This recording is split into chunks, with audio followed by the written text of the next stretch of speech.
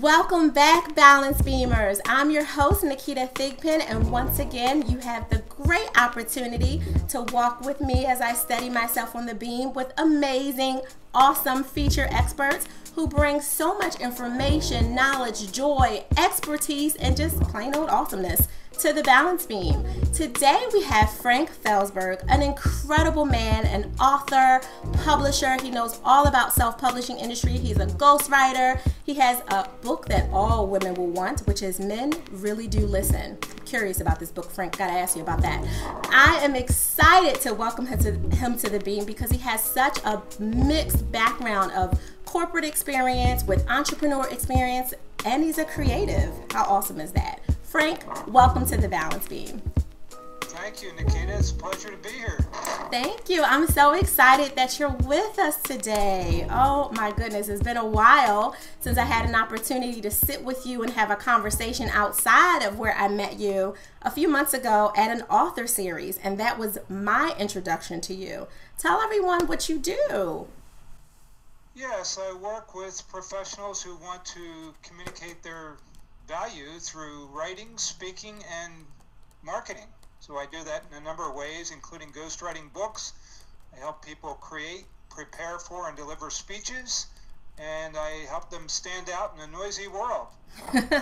I like that. Everyone wants to be heard, and they definitely want to stand out from the noise. So you helping them with their differentiator through their story is incredible. But you have a specific niche space with personal development and success. Why did you choose that area?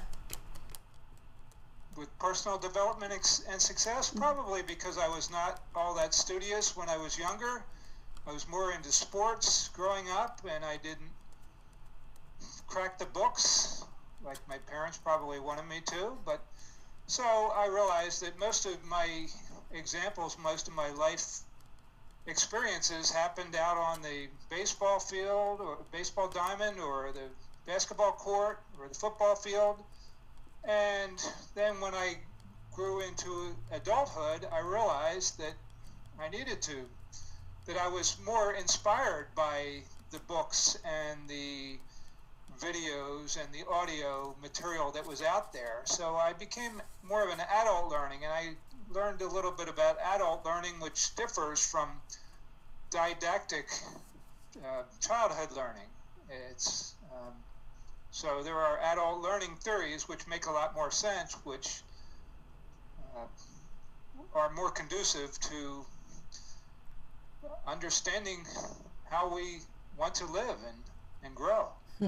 I'm smiling, Frank, because I'm watching you. You know, all of my clients are analytical creatives. That's who I work best with.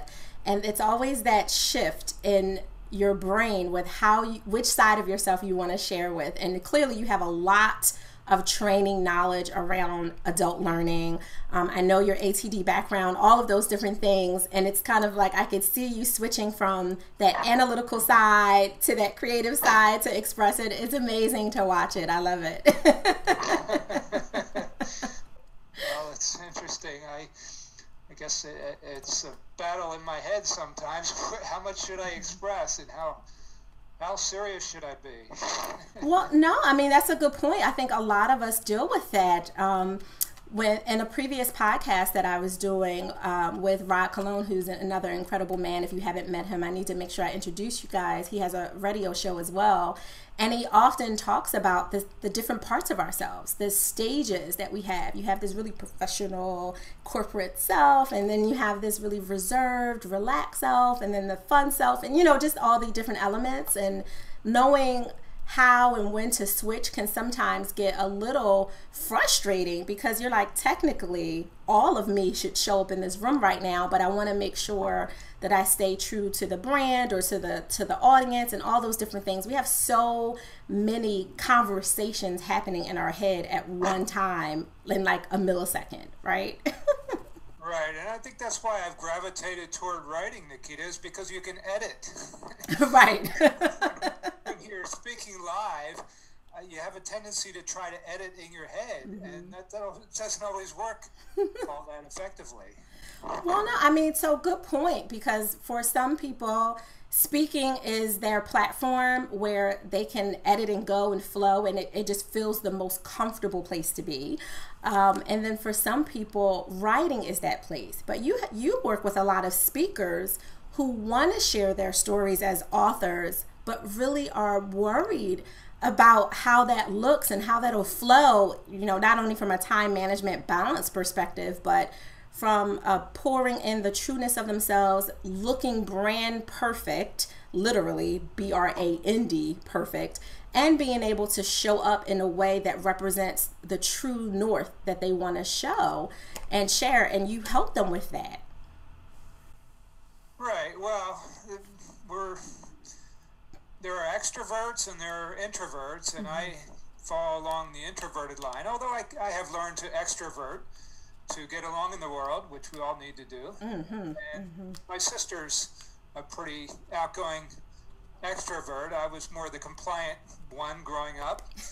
So she's older than me, so she kind of put me in my place in a lot of ways. But since she joined the Navy and has been all over the world, I've come into my own, and I realize that people have their own comfort zone, and sometimes it's important for them to step out of their comfort zone, whereas other times it's important for them to be themselves, to be the best self they can possibly be. John Wooden, the basketball coach at UCLA, would say, don't worry about your competition, just be the best possible you that you can be. And I agree with that, although sometimes I think, sometimes I want to coach speakers to be themselves, but be their best self too. Right, absolutely. Well, you don't want that ugly self that we all have to show up on stage. Right. That's the truth. And some people pull on that in order to kind of trigger the boldness that they feel is necessary to show up. Just speaking for myself, I know years ago, I would often get really defensive if I was in an uncomfortable place. Because my default as a survivor mode was to, be ready to fight. And it didn't necessarily always mean physical, but it was just kind of like, this is how I handle uncomfortable situations, is to default back into defense mode.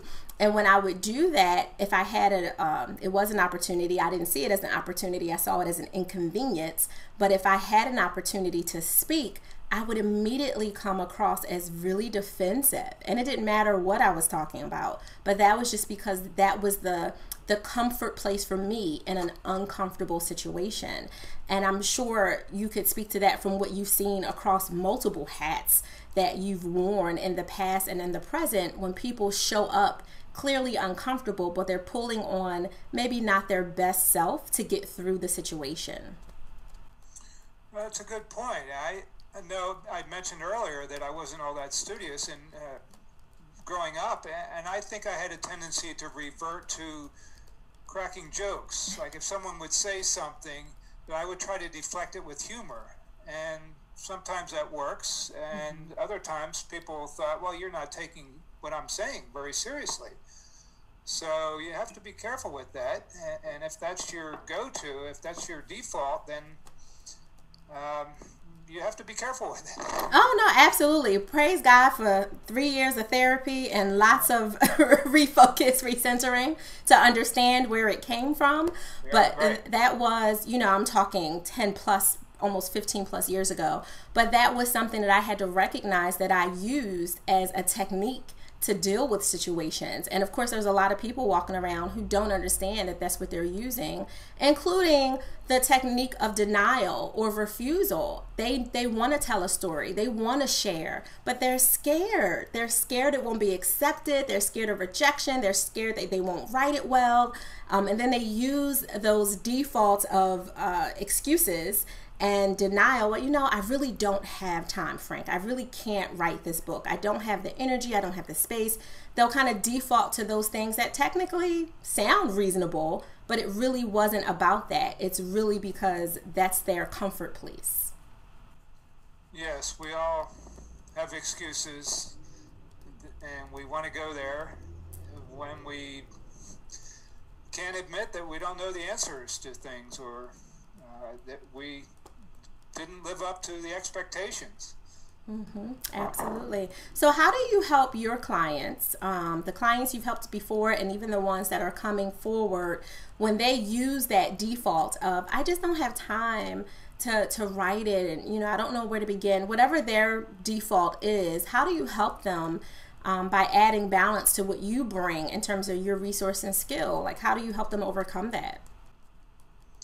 Well, as you know, Naketa, we all have the same amount of time as Bill Gates has the same amount of time that we have, or we have just as much time as he has. Right. So I think we need to start thinking about how we spend our days. I remember when there used to be boredom. Now there doesn't seem to be a whole lot of boredom with the internet and Facebook and all this social media, that we're just constantly doing things that are energizing, that we need a weekend retreat like you host to come down from that mental stimulation, I think it is. But so how do you buy time? How do you find time to write a book, for example? Well, one of the things you might want to do is think about your television viewing habits. Maybe cut back an hour each day from watching television. That's 7 hours a week, 30 hours a month.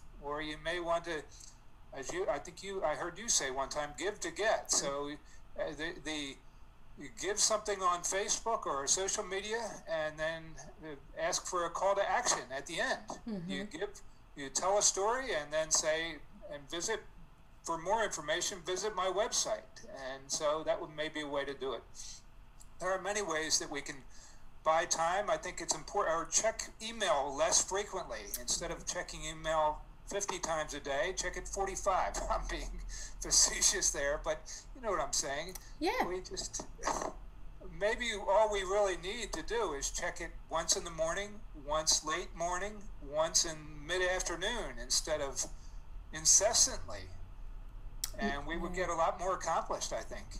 Well, you know what, that's another point. And I don't know if I'm giving too much of a secret here, so you tell me to be quiet if you don't want me to share it. But I know that you help people who blog turn that blog into a book.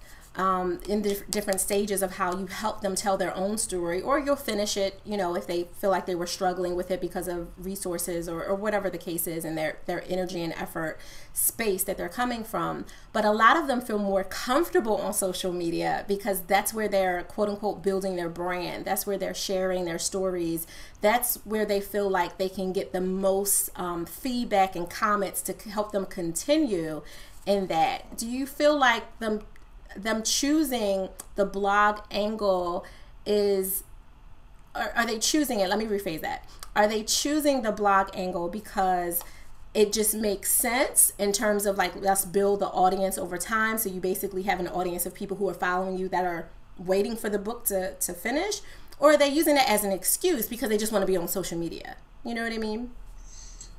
Well, it's a great question. And I think it comes down to the individual as to why they're using it, and they may admit, they may not admit why they're using it, but they may feel like that's the place to be.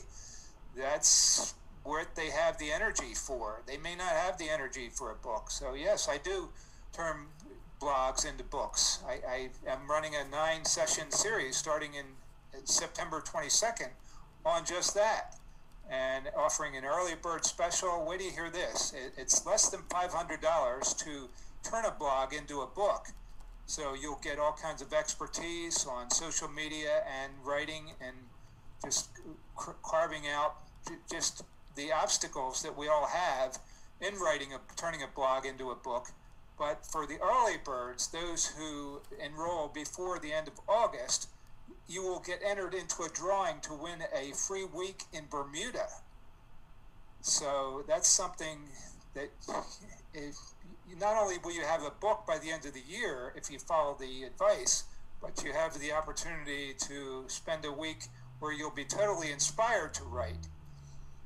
This is incredible. First of all, you can't get a writing coach for that amount, for one session or 2 sessions from where I am in Philadelphia, based on the East Coast. That's unheard of.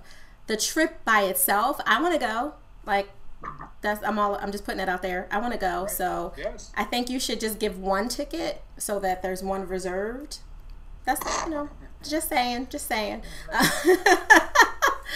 That is incredible. So I'll make sure at the end of on the lower third area where we post it on the Fig Pro Media publishing page on YouTube, as well as for SoundCloud, we'll make sure that we put the deadlines and the information and the link back to Frank so that you guys can get access to that early registration opportunity to be entered in for that chance to win that trip, as well as all the other perks that come with it. I know Frank will probably have the deadline somewhere around August 20th or so, but I'll make sure I get those particulars from him because I know he's wrapping all those details up with his team. But in the meantime, if you know that you have a book buried in your soul and you feel like you can't get it out on your own, he's the person you go to. When I met Frank a few months ago, my thought was, ghostwriters for normal people? I thought only celebrities had that. And you might be thinking the same thing. And your default is, well, I don't have time, I don't have money, I don't have energy to have someone else write. Who am I to have someone else sit and listen to my story and help me refine it and put it out there? And Frank is saying, you are worth it, you are valuable, and I'm available, pending his schedule, of course. So don't sleep and take too much time, balance beamers. That's all I'm saying. Frank, what you do is valuable. I really like it. And I love this package that you've put together. Thank you. And everyone has a story. Everyone has experiences that are worth getting out there. And if told effectively, then they will have an audience. Absolutely. And I think, obviously, nobody wants to write a book unless you're Mahatma Gandhi. No one wants to write a book that no one else is going to purchase or read. You're really writing not only for the cathartic process, but to share your story to help other people, whether it's a business book, a personal development book, a success book, or some other level of story that you're trying to share. There's lessons in all of it. But I think it ties back to that boldness, right? There are people who are struggling with finding their voice. There's a woman, Tiffany Stannard. She's incredible, young woman in the tech space. She does a lot of PR stuff. And she's on a tour as we speak with Microsoft for youth. I think her hashtag is find your own voice or find your voice. And I think it's pretty incredible because everyone wants to be heard, whether that hearing is in reading or that hearing is in actual auditory space or as a kinetic learner, someone who wants to experience it in some other way. It's important for people to share themselves because you're actually helping, even if it's only one. And I'm sure it's more than one, but sharing your story is so important because that one other person that needed to know, I'm not the only one. I'm not the only one shy. I'm not the only one who feels introverted. I'm not the only one who doesn't feel like a scholar.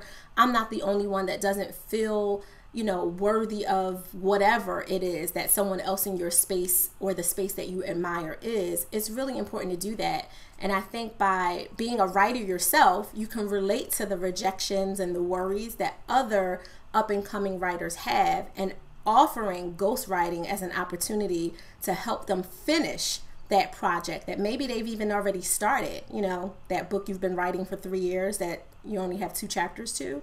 I think it's important to meet with you. Right. I think a lot of people are afraid of, or they want it to be perfect. They want it to be a masterpiece.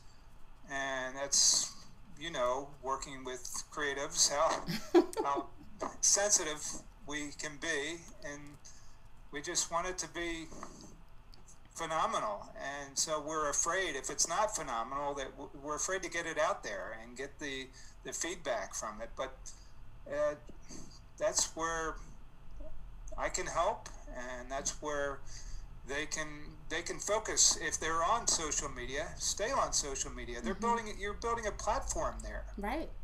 In the meantime, I could be helping you write the book, and you could continue to build your platform so that when the book launches, you hit the ground running. You have all these people who are willing to support you or willing to give you testimonials that you may have had them as beta testers to read certain chapters of the book. and they can endorse you when it becomes, when it goes live, when it gets published. You know, Frank, that's a really good point, because when I think of the books that I'm drawn to, assuming that I'm in a store versus online, and they already have testimonials on the back cover, in the inside page, and those testimonials are more likely from people who have read the book. I've always wondered to myself, if this is a brand new book, how do they have testimonials? But to your point, if your strategy is right, if you've made sure that you've put some coils in place, some spokes along that wheel, so to speak, to make sure it turns round and round effectively, like having a focus group via your social media, via your blog even, to get comments and feedback for even preview, early view chapters of the book along the way, you now have constructive criticism, help to tweak and strengthen things that maybe you don't even want to show the editor yet, right? Until you get to that stage. Because I know there's a lot of stages to a book, which of course your program is going to show them how to do all of those things. But there's a lot of hurdles to overcome with writing a book, which is part of the deterrent for some people. And I'm sure it's why you have, you know, a place in the game as a ghostwriter. It's because some people just don't want to go through that transition, and some just want help with the transition. Right. There are basically 7 steps to writing a book. There's the first draft, there's, well, the initial draft, and then there's the first polish, the second polish. You send out a draft to readers is the 4th step. Then there's post readers. Then you send the final draft, the draft to the editor, and then the final draft. So with the readers, Guy Kawasaki calls them book murderers, and you want the feedback up front before it's released, before it's published. You want people's feedback, even if it's harsh. That's the time to get it, is before it gets published.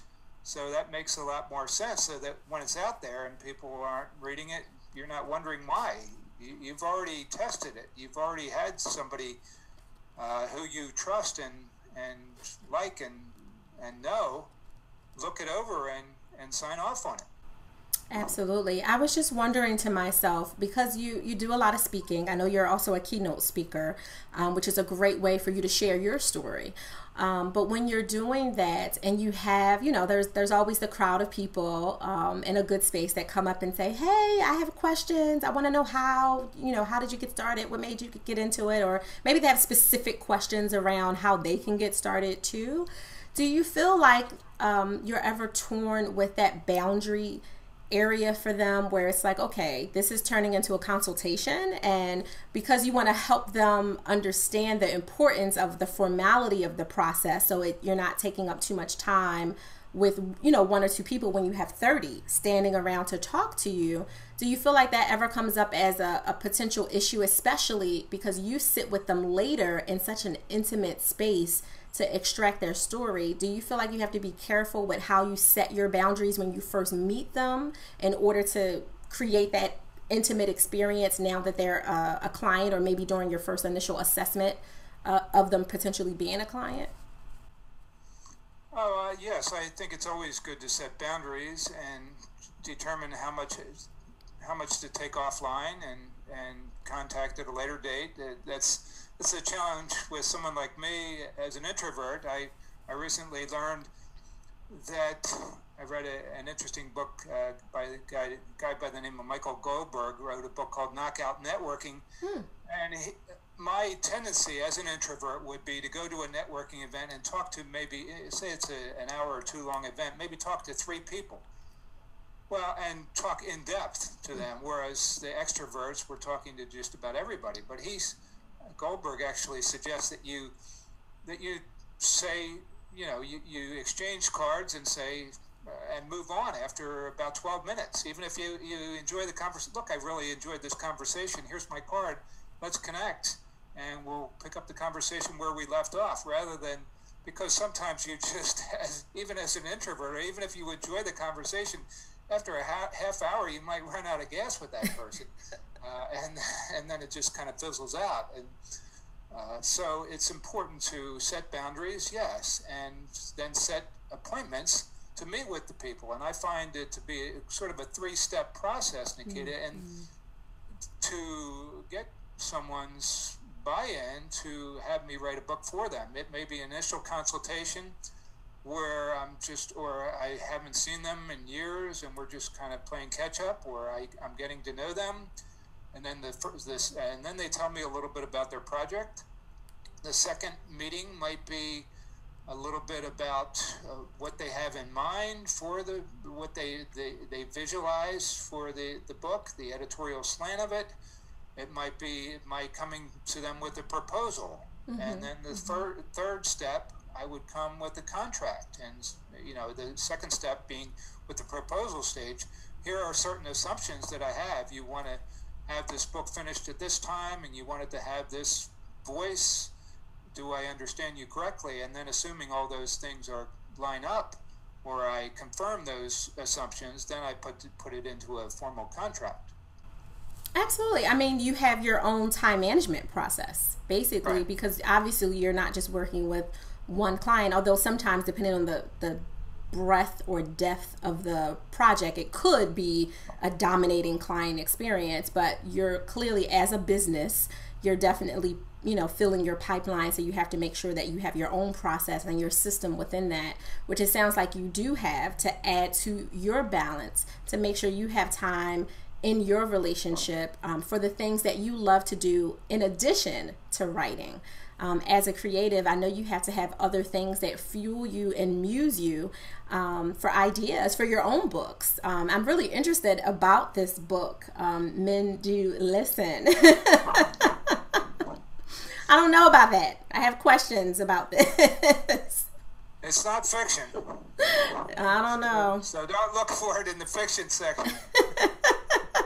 When I was looking at the title, I was like, let me sit down and have a conversation. I'm gonna have to pick up that book and read it to my husband. Like, do you really listen? I don't know.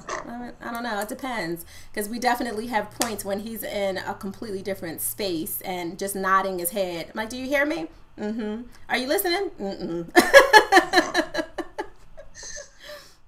That's awesome. Well, John Gray, you've probably heard of John Gray, wrote a book called Men Are From Mars, Women Are From Venus, and when he was a counselor, and he would set up appointments. He might have 9 appointments as a therapist, and then he would set his 10th appointment for his wife. So when he came home, he felt like that was he still had work to do. So it's important. I think when we are at home, we have a tendency, we want to kick back and relax and do something which doesn't require a whole lot of mental stimulation, and sometimes we get caught off guard. So in our defense, I think everyone, well, we're all human, so and sometimes depending on how busy we are and what we're thinking about, we may not give our loved ones our undivided attention. Absolutely. And some of it, I think, too, is just because of a focus issue, to piggyback off of your last statement. So I'm curious, when you're ebbing and flowing between projects, you have your own writing that you're doing, and then I know you do a lot of other kind of a la carte outlier things with social media, content management, content marketing stuff for people, in addition to your full love, which is really the book writing and the ghostwriting. But you have a lot of projects sometimes simultaneously, plus your own, plus life and everything else. How do you refocus between projects to make sure that you don't use maybe this book was first voice, this was second, this was third, and not to get confused? Like, what's a method that you would recommend other balance beamers maybe borrow from? You mean, how do I escape from working all the time? Is that what you're asking? Well, that and the switching from one project to another, and hopefully without losing your own steam for something. And some of that means pausing and taking a break between projects. But do you have a method that you use to switch from, social media, blogging, content marketing, ghostwriting project 1, ghostwriting project 2, Frank Felsburg project 7? How do you switch hats, especially in a day, simultaneously? Right. Well, I'm always looking for business, but I'm also always looking for creative ideas, you might call them. So I will get out to the Philadelphia Museum of Art on occasion, and just, I don't have to spend a half day or a full day there, just a couple hours. It's good to go. Or I went to the Rodin recently, Rodin Museum, which is part of the Philadelphia Museum of Art. I went to the James Michener Library up in Doylestown, Pennsylvania. Oh. So just, yes, mix it up. I find that if you can use the different sides of your brain, that will help you stay healthy and prevent burnout. Right, which is really, really important, because we all, like to your point earlier, we're all human. We're all walking around absorbing all kinds of energy, and some of it's not necessarily the most positive, and we have to have ways to express it and to release it. But what are some of the things you do when you just need to rest and you need to relax? And for some people it's active rest, and for some it's more passive, but what's your go-to, Frank? Well, it's probably reading, which is why I have become a writer, is because that is my vocation, and my avocation is reading. I love hanging out in bookstores and libraries and just getting fed with ideas. And then I like to, and then so that when I sit down to write, I have a whole set of ideas that I can draw from, just off the top of my head, or I've written down an outline. I put together an outline that I can draw from. So yes, I like to read. I'm more of a multimedia person. Okay. I get ideas from visually. I get ideas from the written and spoken word. I get involved in public speaking, and so that's my website is spokenandwrittenwords.com. That pretty much sums it up. It does. Get ideas from the spoken word as well as the written word. That's really awesome. I mean, your website really does, in old school SEO thinking, it really does make sense for what you do and what you offer. It kind of tells the tale before you even click on it, which gives me, it brings me to another point before I let you go, because I know you have a really busy day ahead of you. What would be something you would recommend for all the Balance Beamer listening for a place that they should go, or a good book that they should read if they just need to relax? Oh, well, a good place to go, I mentioned it earlier, if they live in the Philadelphia area, is the Philadelphia Museum of Art. If they live elsewhere, go to an art museum, go to a park, enjoy, just go outside. We spend so much time behind a keyboard, behind a computer screen these days, Naketa, that we don't appreciate nature as much as we used to. Just go fly a kite or watch someone fly a kite. Yeah. There's a lot to be said for that. Absolutely. My wife is into bird watching. She'll talk about, oh, look at that, and she'll mention the bird's name, and it's impressive. Whatever your passion is, spend more time doing it if you can afford to. Mm-hmm. No, that's a valuable point. Reconnecting yes. with earth, with your spirit. That's really important, because that in a way is a way for people to refuel, and for some people it's the best rest that they'll ever get. They may not sleep well, they may not even have a comfortable place to be in their physical skin, but if they can reconnect and just take a walk and go see art and beauty and life in a different way, it may muse them to share their story. Hopefully it's in writing, but even if they're not a writer, they have people like you who are ghostwriting, not only for celebrities, but for the everyday person. I never want to call anyone average, because there's no such thing as average if you're willing to tap into your greatness. But you offer something that I think is incredible. So I'm grateful that you're doing that, and I'm glad you were here on the Balance Beam. Tell everyone how they can connect with you. Yes, I can be reached via email, Felsburg@comcast.net. That's F like Frank, ELSBURG @comcast.net. You can go to spokenandwrittenwords.com, find out more about this upcoming workshop I have at the well, I'm speaking at the American Executive Centers in August on listening, so you may want to check out. I have 6 engagements set up in the Philadelphia area with the listening workshop. And I have a session at the Pyramid Club in downtown Philadelphia on September 16th called Why You Should Write a Book and Stop Making Excuses Why You Won't. And then I have my 9-session workshop that starts on September 22nd entitled From Blog to Book. This is incredible. I'm excited about all the things you have coming up, and I know other people will too. They just have to literally remove the excuses, to your point, and take the next step, which is first contacting you, because I know you're available to answer questions. So Boundless Beamers, all of you who have been writing that book for 3, 4, 5, some of you 10 years, that hasn't really left the pages, hasn't found its way into an editor's lap, or hasn't left your mind, definitely reach out to Frank. I think he's the best person to really hear where you're going with your story. Even if it's fiction, nonfiction, whatever it is, he can help you cultivate it or even write it for you, depending on, you know, what your comfort place is and where you're willing to go and stretch yourself. So I definitely implore you to follow up with him. Follow up with Frank. I think that should be a term. Follow up with Frank. That's your new hashtag, Frank. Write that down. And go there. Frank, I want you to stay right there. Balance Beamers, stay tuned for more tools to infuse.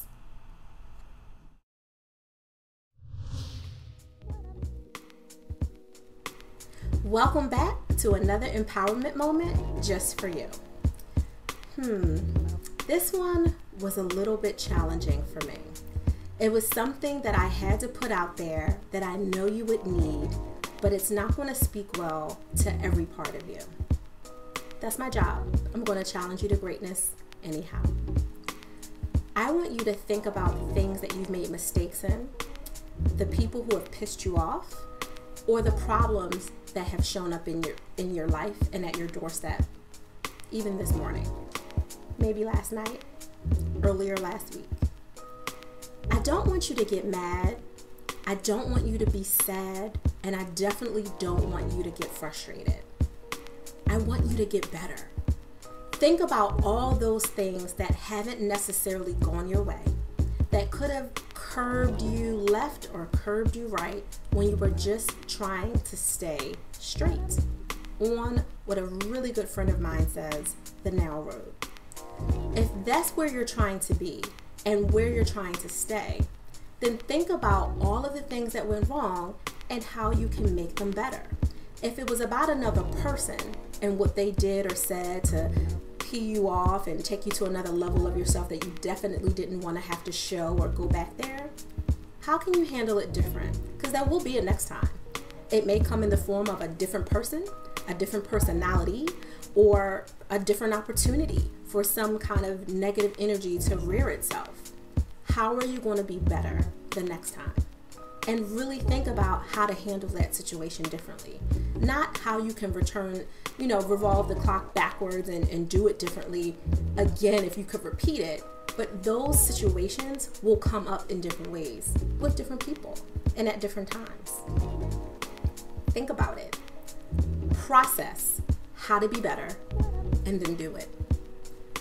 Another empowerment moment just for you.